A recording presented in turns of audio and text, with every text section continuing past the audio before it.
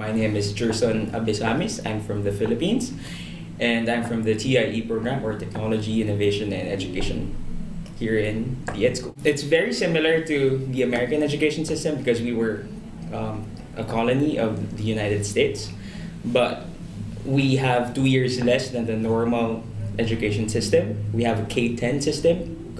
Right now, we're transitioning into the K-12 system, so we're adding 2 extra years in the high school. So we're adding a senior high school department. But so from my experience, you start off with a kindergarten level, and then you enter elementary school with grades 1 to 6, and then grade 7 to 10 is high school. And then once you graduate, you can either enter college, or you can enter a vocational school, or you can enter the industry, the job industry, working as in any career that you can get into. So yeah, we have both public and private schools. Most of our private schools are Catholic schools. Their purpose of schooling is all about preparing kids for college.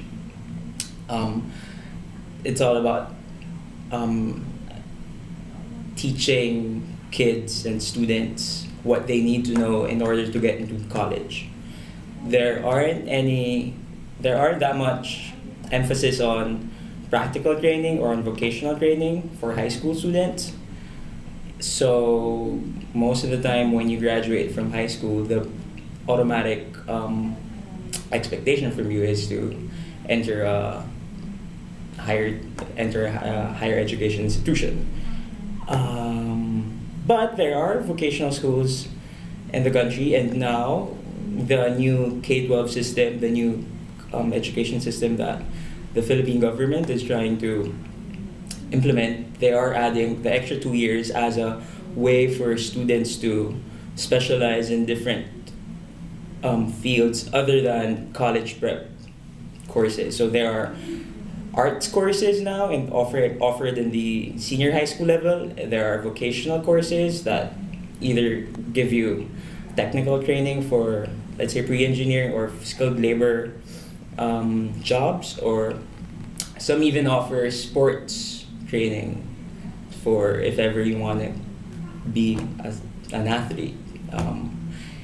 And there's another what do you call this, track called entrepreneurship, where they prepare the students to be entrepreneurs, to make their own businesses. So yeah, so that's it, I guess. Not much there aren't any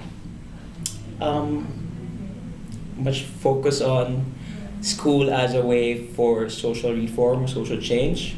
Neither does it focus on giving students skills to be independent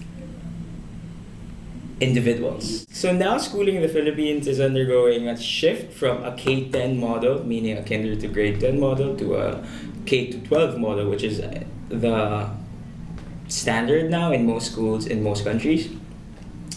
So before, it used to be, because it just was a K-10 model, schooling only prepared students to enter college. It was just used as a stepping stone for college, for higher education. But now, because they're adding 2 more years, the 2 more years is supposed to be somewhat 2 additional years to prepare students not just for college but for future careers as well. So I guess the purpose of education now is they're shifting more towards using high school as a way to train students to enter the world, not just as college students but as workers as well. We're a country who exports labor, who exports people, who exports workers, and I speculate that that's a reaction to the education system is reacting to the market. Maybe you can say that because there's more demand for Filipino workers abroad. I think we just signed a contract for Spain to hire lots of workers. Currently now we're the number 1 or number 2 business process outsourcing country next to India, because we speak sort of good English and we have lots of call centers there. Okay, so number 1 is government spending. We only allot 2.7% of our national budget or, or our GDP to education, and that's really low. We have yearly, we have lots of shortage. We have a shortage on teachers. We have a shortage on classrooms. We have a shortage on chalk. We have a shortage on classroom. As I said, classrooms. We have shortage on chairs and tables and books and everything. Our population growth rate is really high also. So every year there's more and more kindergarten, grade one school students entering the elementary schools. One also problem is, yeah, we don't have that much teachers or that much quality teachers. Most of our quality teachers go abroad, unfortunately, because teachers in the Philippines, although we are a very noble job and people look highly of us, but we're not paid well.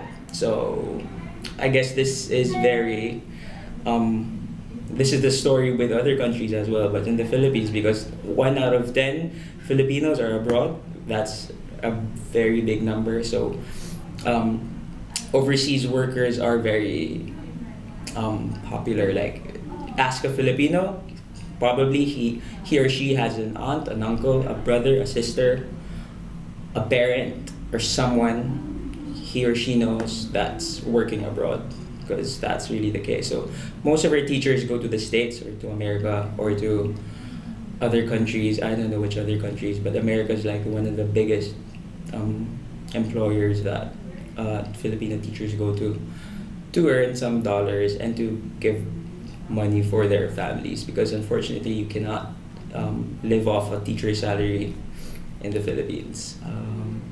I guess that's the biggest problem, budget. Yeah, and right now we're doing the K-12 thing, transition thing, and they haven't even addressed those problems yet, and now they want to add 2 more years. So that's gonna be a big disaster waiting to happen. Okay, existing solutions so far, none. They're all plans. Secretary of the Department of Education goes on TV and goes on these interviews. He always says, "Oh yeah, we'll do this, we'll do that," but they're all just words. You don't really see them in action most of the time. How should these be solved? Well, I am a staunch believer that the government should be the one accountable for educating your citizens, because it's a right. It's not a privilege, it's a right. So every kid needs to be educated. Every child has a right to go to school, and I think that the government should be responsible for that.